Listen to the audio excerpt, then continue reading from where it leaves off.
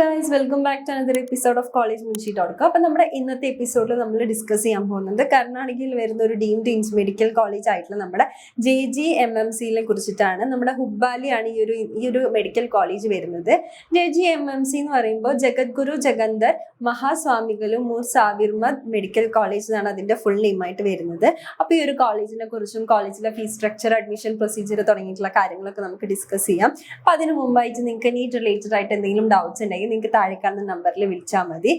ഇനി നിങ്ങൾക്ക് NEET related updates വേണമെന്നുണ്ടെങ്കിൽ നമ്മുടെ ഡിസ്ക്രിപ്ഷനിൽ ഒരു വാട്സ്ആപ്പ് ചാനലിന്റെ ലിങ്ക് ഉണ്ട്, അതിൽ ജോയിൻ ചെയ്യുക. അതിൽ എല്ലാ അപ്ഡേറ്റ്സും നമ്മൾ കൊടുക്കുന്നതാണ്. അപ്പം ഇനി ഒരു കോളേജിനെ കുറിച്ച് പറയുകയാണെങ്കിൽ തന്നെ നമുക്കറിയാം, ഇത് KLA academy of higher education and research സെന്ററിന്റെ ഒരു കോൺസ്റ്റന്റ് യൂണിറ്റ് ആയിട്ട് വരുന്ന ഒരു കോളേജാണ്. ആൻഡ് ഈ ഒരു മെഡിക്കൽ കോളേജിന് NAAC A+ അക്രഡിറ്റേഷൻ ആണ് കിട്ടിയിട്ടില്ല. ആൻഡ് ഇനി ഇവർക്ക് വരുന്ന ഹോസ്പിറ്റലാണ് KLA സുജാരി ഹോസ്പിറ്റൽ, ഹുബ്ബാലിയിൽ നിന്ന് വരുന്നൊരു ഹോസ്പിറ്റലാണ്. അപ്പോൾ ഈ ഒരു ഹോസ്പിറ്റലിന്റെ കാര്യം പറയുകയാണെങ്കിൽ തന്നെ 330 ബെഡ്സ് വരുന്ന ഒരു ഹോസ്പിറ്റലാണ്. പ്ലസ് എമർജൻസി ബെഡ്സ് 30 എമർജൻസി ബെഡ്സും ഉണ്ട്. ഇനി നമുക്ക് ഈ ഒരു ഹോസ്പിറ്റലിലുള്ള കണക്ക് കാര്യങ്ങളൊക്കെ നോക്കാനായിട്ട് പറ്റും. ഇനി ഇവിടെ മെൻസ് ഹോസ്റ്റലിൽ വരുന്ന റൂംസ് എന്ന് പറയുന്നത് 90, വുമൻസ് ഹോസ്റ്റലിൽ വരുന്ന റൂംസ് എന്ന് പറയുന്നത് 90 ആൻഡ് ഇനി 2021 കേസ് എടുക്കുകയാണെങ്കിൽ ഇവിടെ റിപ്പോർട്ട് ചെയ്തിട്ടുള്ള ബർത്ത് റേറ്റ് എന്ന് പറയുന്നത് 256.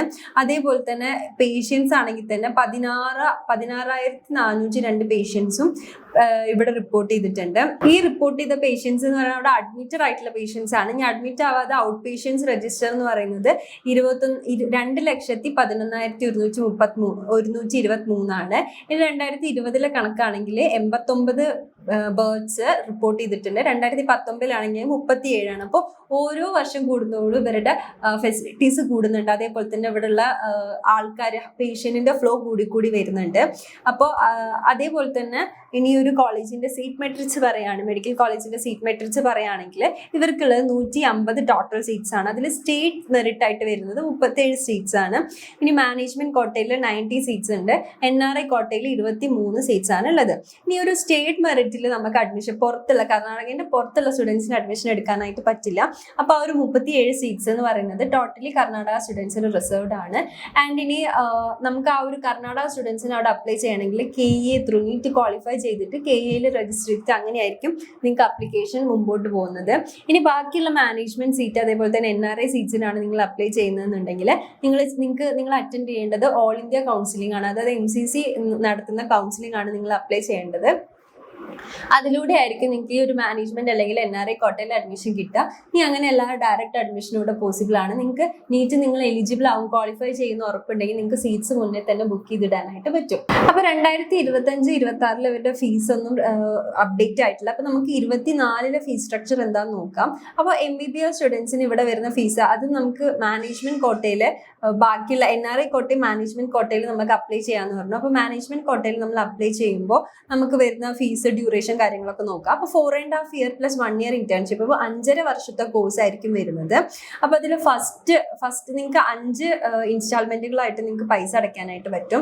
അപ്പോൾ ഫസ്റ്റ് ഇൻസ്റ്റാൾമെന്റിലായിട്ട് നിങ്ങൾ അടയ്ക്കേണ്ട എമൗണ്ട് എന്ന് പറയുന്നത് 14,40,000 രൂപയായിരിക്കും. ആൻഡ് സെക്കൻഡ് ഇൻസ്റ്റാൾമെന്റിൽ 14,35,000 ആയിരിക്കും, 14,35,000 രൂപ. തേർഡിലും ഫോർത്തിലും സെയിം എമൗണ്ട് തന്നെയാണ് നിങ്ങൾ അടയ്ക്കേണ്ടത്.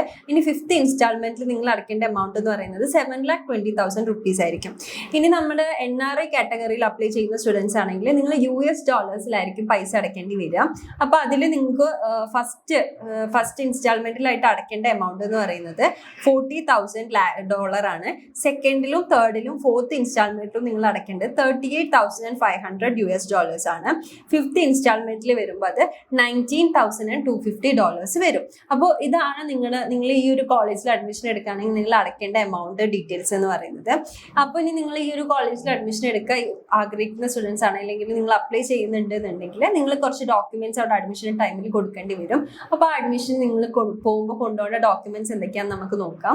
അപ്പോൾ ഈ പറയുന്ന ഡോക്യുമെന്റ്സിന്റെ ഒക്കെ original copy plus 3 attested copies ആണ് നിങ്ങൾ കയ്യിൽ വെക്കേണ്ടി വരിക. അപ്പോൾ ഡോക്യുമെന്റ്സ് ആയിട്ട് ഫസ്റ്റ് വേണ്ടത് നീറ്റിന്റെ UG അലോട്ട്മെന്റ് ലെറ്റർ ആണ്. പിന്നെ നീറ്റിന്റെ score card and rank letter, 10th-ന്റെയും 12th-ന്റെയും മാർക്ക് കാർഡ് വേണം. പിന്നെ TC, CC, മൈഗ്രേഷൻ സർട്ടിഫിക്കറ്റ് കാര്യങ്ങളൊക്കെ കയ്യിൽ വെക്കണം. പിന്നെ physical fitness certificate, blood group certificate. ഇനി നിങ്ങൾ ഏതെങ്കിലും കാറ്റഗറി മെൻഷൻ ചെയ്തിട്ടാണ് കൊടുക്കുന്നതെങ്കിൽ ആ കാറ്റഗറി സർട്ടിഫിക്കറ്റ്, പിന്നെ നിങ്ങളുടെ ആധാർ കാർഡിന്റെ കോപ്പി, പിന്നെ നിങ്ങളുടെ പാരന്റിന്റെ പാൻ കാർഡിന്റെ കോപ്പിയും നിങ്ങൾ വെക്കണം. അതേപോലെ തന്നെ വൈറ്റ് ബാക്ക്ഗ്രൗണ്ടിലുള്ള നിങ്ങളുടെ റീസെന്റ് ആയിട്ടുള്ള ഒരു പാസ്പോർട്ട് സൈസ് ഫോട്ടോഗ്രാഫ് നിങ്ങൾ കയ്യിൽ വെക്കണം. ഇനി നിങ്ങൾ NRI കാറ്റഗറിയിൽ അപ്ലൈ ചെയ്യുന്ന ഒരു കാൻഡിഡേറ്റ് ആണെന്നുണ്ടെങ്കിൽ ഈ പറഞ്ഞ കോപ്പീസ് എല്ലാം ഡോക്യുമെന്റ്സ് എല്ലാം തന്നെ നിങ്ങൾ വെക്കണം. പ്ലസ് നിങ്ങൾ അഡീഷണൽ ആയിട്ട് കുറച്ചുകൂടി ഡോക്യുമെന്റ്സ് വെക്കണം. അതായത് നിങ്ങളുടെ പാരന്റിന്റെ പാസ്പോർട്ട് കോപ്പി, പിന്നെ നിങ്ങളുടെ പാരന്റ് ഏത് കൺട്രിയിലാണോ അവിടുത്തെ എംബസി ഇഷ്യൂ ചെയ്തിട്ടുള്ള റെസിഡന്റ് സർട്ടിഫിക്കറ്റ് വേണം, എംപ്ലോയ്മെന്റ് സർട്ടിഫിക്കറ്റ്, പിന്നെ ഇൻകം ടാക്സ് ഡോക്യുമെന്റ്സ്. ഈ ഒരു സർട്ടിഫിക്കറ്റ് ആണ് നിങ്ങൾ NRI ആവുമ്പോൾ അഡീഷണലി നിങ്ങൾ കയ്യിൽ വെക്കേണ്ട സർട്ടിഫിക്കറ്റുകൾ. അപ്പോൾ ഈ ഒരു കാര്യങ്ങളൊക്കെ നിങ്ങൾക്ക് മനസ്സിലായി എന്ന് വിചാരിക്കുന്നു. പിന്നെ നിങ്ങൾക്ക് എന്തെങ്കിലും ഡൗട്ട്സ് കാര്യങ്ങൾ ഉണ്ടെങ്കിൽ നമ്മളെ കോൺടാക്ട് ചെയ്താൽ മതി. അതേപോലെ തന്നെ നല്ല രീതിയിൽ അത്യാവശ്യം കുഴപ്പമൊന്നുമില്ലാതെ പേഷ്യൻ്റ് ഫ്ലോ ഉള്ളൊരു കർണാടകയിൽ തന്നെ ഉള്ള ഒരു നല്ലൊരു ഡീംഡ് കോളേജാണ്, മെഡിക്കൽ കോളേജാണ് നമ്മുടെ JGMMC എന്ന് പറയുന്നത്. അപ്പം നിങ്ങൾക്ക് എന്തെങ്കിലും ഈ ഒരു കോളേജിൽ അഡ്മിഷൻ അസിസ്റ്റൻസ് വേണം അല്ലെങ്കിൽ കൂടുതൽ ഡീറ്റെയിൽസ് അറിയണമെന്നുണ്ടെങ്കിൽ നമ്മളെ കോൺടാക്ട് ചെയ്യുക. അതേപോലെ തന്നെ താഴത്തെ വാട്സപ്പ് ചാനലിൽ കൂടി ജോയിൻ ചെയ്യാം.